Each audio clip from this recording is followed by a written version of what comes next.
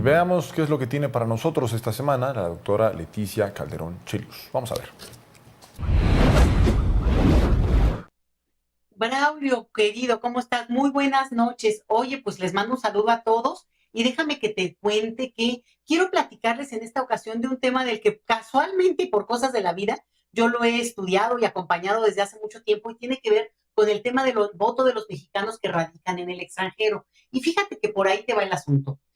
Habrán oído, hay una controversia, hay una discusión, hay toda una, digamos, discusión contra, a favor de que se dijo esta semana que 40,000 mexicanos no podrán votar desde el extranjero, aunque se habían registrado. Y bueno, salió la autoridad del Instituto Nacional Electoral a hacer una pequeña aclaración, que desde mi punto de vista, ahí está el problema. Pésima, digamos, comunicación, no supieron comunicar lo que querían decir y ahora sí que yo se los voy a traducir porque creo que han generado más ruido del necesario y lo que pasa es lo siguiente. Mira, se inscribieron 226,000 personas al padrón electoral para poder votar desde el extranjero.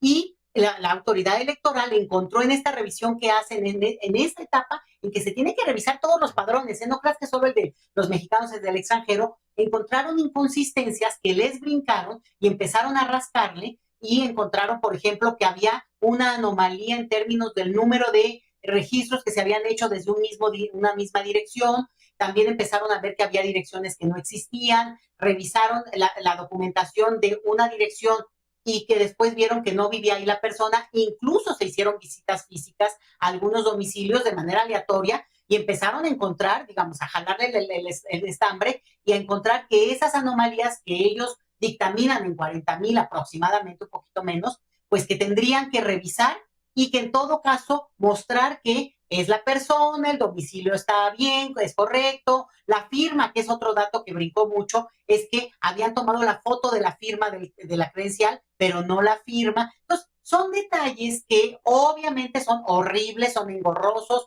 sobre todo porque es gente a la que ya le habían dicho, a la gente de buena fe, que ya le habían dicho que ya su trámite estaba completo y chao. Tú dices, yo ya estoy lista para votar. Y resulta que a la hora de la hora, pues no, Braulio, estas personas, los que auténticamente quieren votar, van a tener que o mandar sus documentos, lo que les pidan, vamos, no repito todo este rol. Pero el asunto es que es un tema, el del voto de los mexicanos en el extranjero, tan valioso, tan importante, que yo estoy de acuerdo con que lo cuiden al extremo, porque no vaya a ser que por no cuidarlo, Braulio, después de la elección, alguien quiera usarlo como motivo para ubicar por ahí un fraude.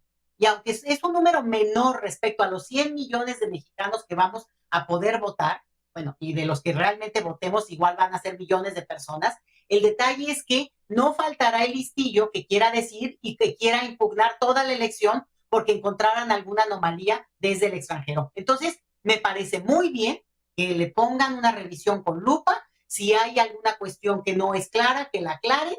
Es obvio que las personas que de buena fe, decía yo, quieren y ya pensaban votar y ya hicieron todo el trámite, pues van a acreditarlo y se acabó.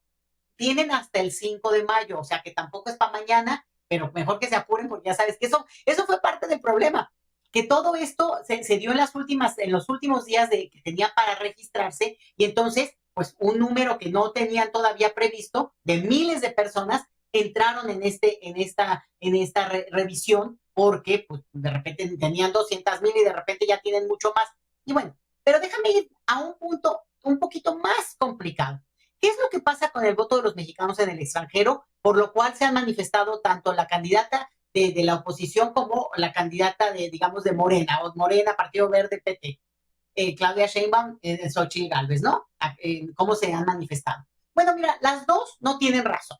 Porque por un lado, una impugnando y diciendo que no los dejan votar y que iban a votar por ella, eso dijo Xochitl Gálvez, y eso no ocurre así. El voto de las personas que radican en el extranjero en todos los países es un voto espejo. Espejea al país del que son, espejea la realidad política del país que se tiene, un poco más, un poco menos, no te voy a decir que exacto, pero hay una realidad de la cual son pues, partícipes quienes radican fuera, o sea, si no, no serían, digamos, no tendrían conexión alguna con el país de origen, y no, al contrario. Entonces, más bien habría que esperar a ver que ese resultado, qué tanto se acerca al tipo de votación que tendremos en México. Pero eso habría que verlo después de la elección.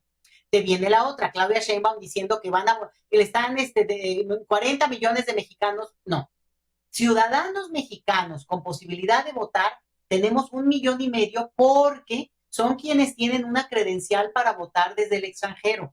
Y este 1,5 millones quiere decir que son personas que teniendo un domicilio fuera del país, acreditaron todo el trámite como cualquiera que obtiene una credencial para votar, Braulio.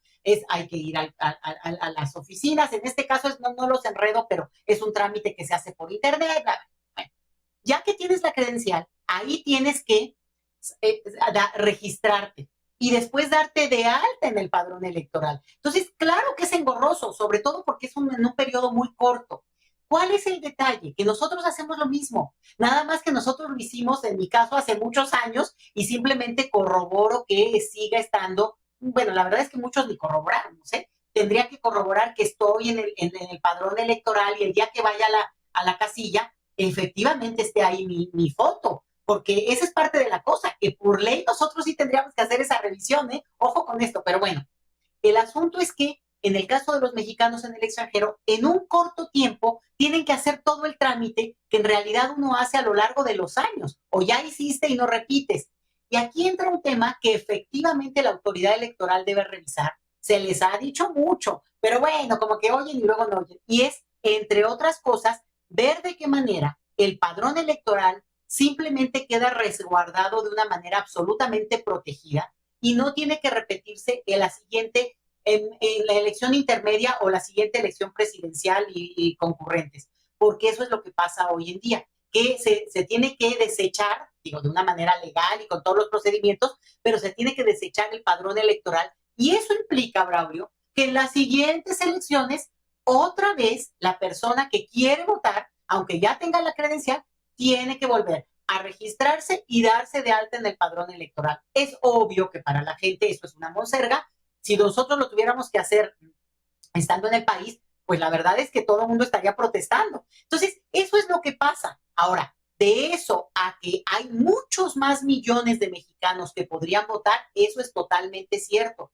Pero el avance ha sido pianito, ha sido muy lento, ha llevado mucho tiempo, muchas personas han peleado por este derecho, porque no es cosa fácil, ¿eh? Se negó por mucho tiempo. Y el asunto es que al final de cuentas, bueno, otros millones que podrían votar tienen que tener, entre otras cosas, un requisito que en nuestra ley electoral y en nuestro tipo de proceso electoral tenemos inscrito y es que para votar se tiene que tener la credencial esta con fotografía.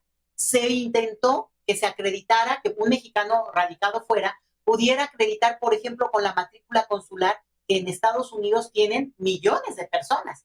Pero, bueno, yo nada más les recuerdo que cuando se intentó proponer algunas cuestiones, la famosa reforma electoral, la oposición dijo no, y ni siquiera esas cosas que eran más, digamos, fáciles de aprobar porque son de beneficio colectivo y que podrían darle votos efectivamente a un lado o al otro, pues no lo quisieron ni discutir. Era una cosa que era interesante de pelear, de ponerla en la mesa y explicarle a los que no entienden bien el tema por qué podría servir en el caso excepcional de quienes radican en el extranjero. Y por otro lado, y como para ir cerrando con esto, Braulio, sí déjame decirte que es un tema, insisto, tan delicado, tan valioso, que ha costado tanto trabajo, que yo creo que vale la pena que la autoridad electoral, digamos, aunque se lleven guayabazos, ya no me importa que se los den a ellos, pero que sí cuiden al extremo este procedimiento porque es una cuestión que al final de cuentas y al paso de un poco de tiempo beneficiará a muchísima gente.